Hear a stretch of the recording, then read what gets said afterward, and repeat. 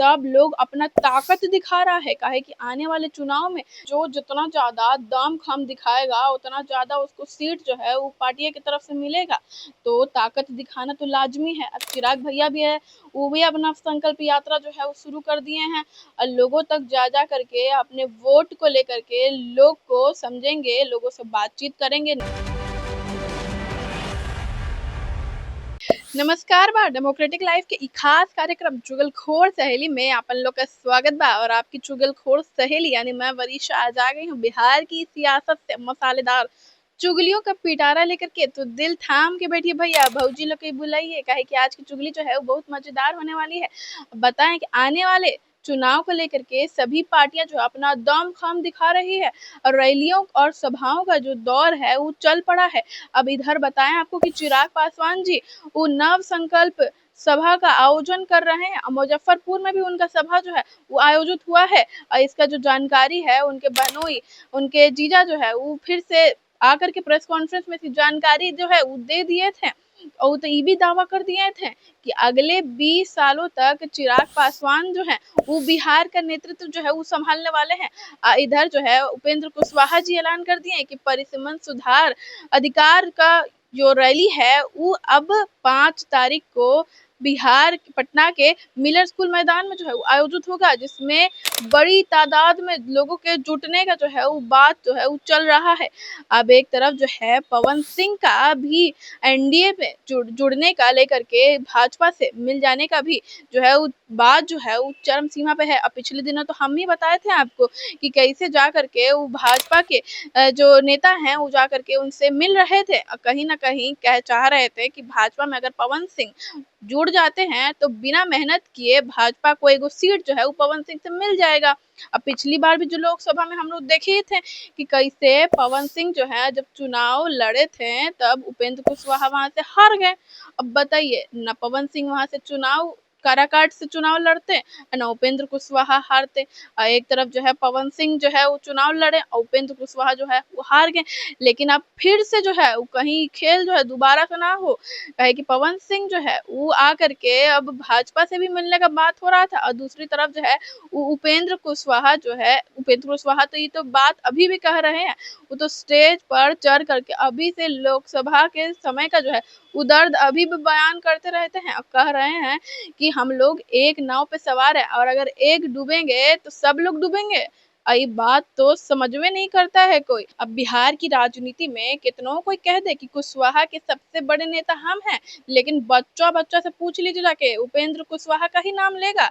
और कुशवाहा समाज के बड़े नेता जो है उपेंद्र कुशवाहा को भी लोग मानता है आज भी। सम्राट चौधरी और नागमणि कुशवाहा जी भी इतने बड़े बड़े नेता हैं, लेकिन कुशवाहा समाज के लोग भी कहते हैं कि उपेंद्र कुशवाहा ही उनके समाज के असली नेता हैं। अब बताइए उपेंद्र कुशवाहा तो 5 सितंबर को यानी शिक्षक दिवस के दिन जो है वो लोगों का जुटान करने जा रहे हैं और कह रहे हैं उपेंद्र कुशवाहा कि इस बार कुछ अलग और बड़ा होने वाला है। अब पिछले दिनों तो हम ही आपको बताए थे कि जो ये लोग का सीट शेयरिंग का बात जो है वो सामने धीरे धीरे अंदर से निकल रहा है। कहीं सुनने में आया था कि 10 सीट जो है वो आरएलएम को मिलेगा यानी उपेंद्र कुशवाहा की पार्टी को मिलेगा। लेकिन उपेंद्र कुशवाहा तो कल ही एक प्रेस कॉन्फ्रेंस रख दिया, वो कह रहे हैं कि सड़कों पर जो बात चल रहा है उसका वास्तव से लेकर के कोई भी लेना देना नहीं है। अभी हम लोग का बैठक चलेगा, हम लोग का अंदर में बातचीत चलेगा, उसके बाद ही लोगों को बताया जाएगा कि कितना सीट पे कौन चुनाव लड़ेगा। कल एगो पत्रकार साहब भी पूछ लिए कि एगो सिंगल डिजिट में लड़िएगा या फिर डबल डिजिट तक जा सकता है। तो इस पर उपेंद्र कुशवाहा कह रहे हैं कि बात जो है हमारे मन में है।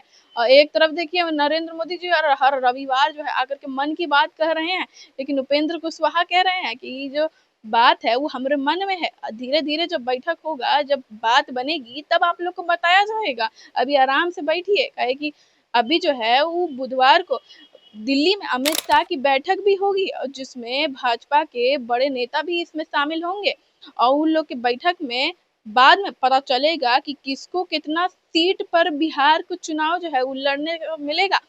यात्रा जो है, यात्राओं का दौर जो है जिस तरह से कांग्रेस वाले भी शुरू किए थे वोटर अधिकार यात्रा, हालांकि वो तो 13 दिनों का यात्रा था, राहुल गांधी भी बिहार से अब चल गए, ये लोग का यात्रा खत्म हो गया। लेकिन अब बिहार में उपेंद्र कुशवाहा से लेकर प्रशांत किशोर से लेकर के सभी दलों का यात्रा जो है वो चालू है।